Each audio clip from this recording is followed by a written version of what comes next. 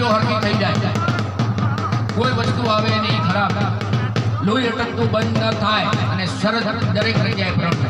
ઘણી વાર જગ્યાએ તમને એમ કે પગ મારે ઊંઘાઈ ગયો, ખારી ચડી હોય, એક ચમચી પાણી રેડો, કારણ કે લોહી થંભી ત્યાં સ્ટોપ થઈ ગયું છે. લોહી આખા શરીરમાં ફરવું જોઈએ, ન ફરે એટલે શું થાય? ખારી થાય. બીજું કોઈ કારણ નહીં, કષ્ટી કરવી પડે. આપણામાં તો આપણે મહેનતું છો, ઘણા બેઠા બેઠા સિટીમાં થાય પણ હેડવાનું જ નથી. પછી ઠંડી હવામાં બે હું ખાવું પીવું બે પછી શરીર એવું જ થાય. પણ પરસીવો વળે એટલે તદાકર કચરો બધો બહાર નીકળી જાય. મહેનત વગર વસ્તુ કોઈ પ્રાપ્ત થતું પછી તો ભગવાનને માતાજી સાથ આપે, પણ આપણે કંઈક મથવું તો પડે. વાવો નહીં ને તો ઉગે જ નહીં. કે મારે થયું નથી પણ તે વાયુ જ નથી, છેતરને ન ઉગે, ચોથી ઉગે. વાવો એવું લડે તો આજનો સંકલ્પ થાય છે. ઓમ વિષ્ણુ વિષ્ણુ વિષ્ણુ શ્રીમુખતો મહાપુરુષસ્ય વિષ્ણુરાજ્ઞા પ્રતમાનસ્ય દ્વૈતવારાહ કલ્પે વૈવસ્યદ્રે અષ્ટાભ્યુગે કલિયુગે કલિ પ્રથમ ચરણે ભૂલોકે ભારતવર્ષે ભરતખંડે જંબુદીપે આર્યાવર્તાંતર બૌદ્ધાવતારે શાલિવાહન શાકે માસન માસોત્તમ માસે જેઠ માસે શુક્લ પક્ષે પંચમ્યાયામ તિથોઃ ભૌમવાસ નિમિત્તાયામ શુભ્રાજી ચંદ્રેષુ ગ્રહેષુ યથા યથા ગણાસી સ્થાનઃ ગ્રહેષુ સત્સુ એવં ગ્રહગણ વિશેષણ વિશેષ કાશ્યપુત્રોચાર ઠાકોર પરિવાર યજમાનસ્ય પૃથ્વી યજમાનસ્ય સપત્નિકે.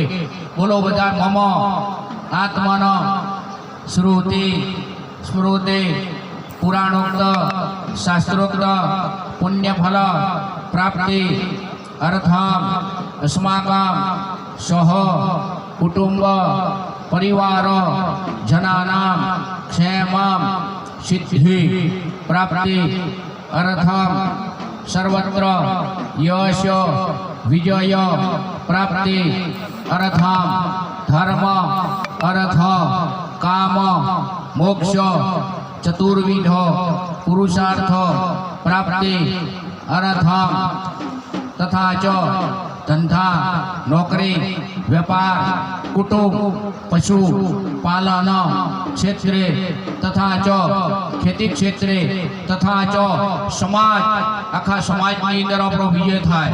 ઠાકોર પરિવારની અંદર બોલો સમાજ ક્ષેત્રે સર્વત્ર યશ વિજય પ્રાપ્તિ અર્થમ મહાકાલી મહાલક્ષ્મી મહાસરસ્વતી ત્રિગુણાત્મિકા રાજરાજેશ્વરી સધી દેવ્યાઃ તથા ચ ગોગ મહારાજ દેવતાનાં સાનિધ્યે પ્રાપ્તિ અર્થમ સર્વત્ર યશ વિજય પ્રાપ્તિ અર્થમ ઇન્દ્રાદિ દસ દિગ્પાલ દેવતાનાં તથા ચ સૂર્યાદિ ગ્રહમંડલ દેવતાનાં સાનુકૂળતા પ્રાપ્તિ અર્થમ એ ભેદ બ્રાહ્મણ દ્વારા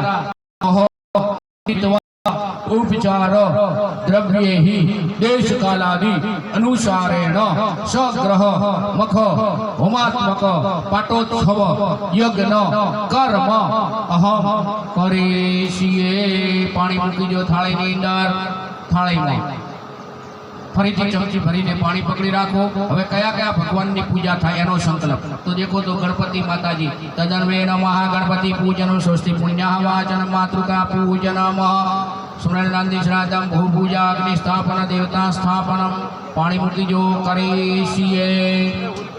જો ચમચી મારા ભાઈઓ પકડે એટલે બહેનોએ ફરજિયાત હાથ રાખવાનો, નહીં તો ફળની ત્રણેયને ફળ નહીં મળે. બહેનોને એકલા ભાઈઓને મળશે, તમારું પુણ્ય ઓછું થઈ જશે. આવું કોઈ નહીં કે બહેનોએ હાથ અડાડવાનો આધાર. ફરીથી ચમચી પાણી પકડી રાખો. ઓમ તત્રાદો દિગ્રક્ષણમ કલશાર્ચનમ દીપ સૂર્ય પૂજનમ ચ કરીશીએ. પાણી મૂકી દો થાળીમાં. તમારી થાળીની અંદર ચોખા પડેલા છે, જોઈ લો. ચોખાનો પડિયો હશે, એમાં ડાબા હાથમાં 2-4 દાણા ચોખા રાખો. ભાઈઓ બહેનો 2 દાણા બહેનોને પણ આપી દો.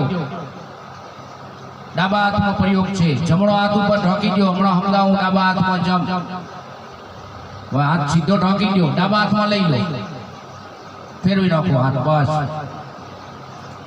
મને અત્યારે યજ્ઞમાં વધારે દેખાય છે, ભલે ચશ્મા રહ્યા તમને, એમ પણ સેદે ભૂલ થવી ન જોઈએ. તો આ દિશાનું રક્ષણ કરવાનું છે. કોઈ પણ આવતા જતા ખરાબ તત્વો હોય, કોઈ કુંડાળો હોય, કોઈ પગ આવ્યો હોય, આ પ્રયોગ કરેલો હોય તો કોઈ વસ્તુ આપણને ખરાબ વસ્તુ પ્રાપ્ત થાય. ઘણીવાર કુંડાળો હોય ને પગ આવી ગયો. દિશાઓનું રક્ષણ કરવાનું છે. સારા કામની અંદર 100 વિઘ્ન આવતા હોય છે, કહેવત છે. ક્યાંથી આવે? દિશાઓમાંથી. દિશાઓ કેટલી? 4 દિશા, 4 ખૂણા, આકાશ અને પાતાળ. ચૈત્ર મહિનો હોય કે વૈશાખ મહિનો હોય કે મહા મહિનો હોય, લગ્ન પ્રસંગ આપણે હાજર્યો હોય અને જો વરસાદ આવી જાય, વાવાઝોડું આવે, પ્રસંગ તો આપણો અધૂરો નથી રહેવાનો, પણ આપણને દોડ કરાવી નાખે બધા ભાઈઓને. જોઈએ એવો પ્રસંગ થાય નહીં. વરસાદ આવી ગયો, હા હવે શરૂઆત થાય છે ધીરે ધીરે, ત્યારે આવે બરોબર, પણ આ મહિનામાં કે વૈશાખમાં આવી જાય તો વરસાદ થોડુંક ઉપદ્રવ નવરાવે આપણને. તો આ પ્રયોગ છે, કોઈ ખરાબ વસ્તુ આવે નહીં એના માટેનો પ્રયોગ છે. કહું એટલે માથા ઉપર ફેરવીને પાછળ વધાવી દેવાના ચોખા. માથા ઉપર 3 વખત ફેરવવાનું. અપસર્પંતુ એ ભૂતા ભૂમિ સંચિતા એ ભૂતા વિઘ્ન કરતા રસ્તે નશ્યંતો શિવાગ્નયા. માથા ઉપર ફેરવીને વધાવી દો પાછળ, લાવા દો પાછળ. ડાબો પગ ભાઈઓ પછાડો, પાપ પુરુષો ખાલી ભાઈઓ હોય, બેનો પગ ન પછાડે, સમજી જવાનું. બીજું મારે કહેવાય નહીં, માછલીઓ પહેરે ઓલું બીજું હોય છે સવેટીઓ, એટલે પગ પછાડે બધી જતી રહે, પણ બેનો તાળી પાડો ખાલી. એટલે કે હું પૂજામાં અંદર ધાકતી છું, મને ઊંઘ આવતી નથી, 3 વખત તાળી પાડો.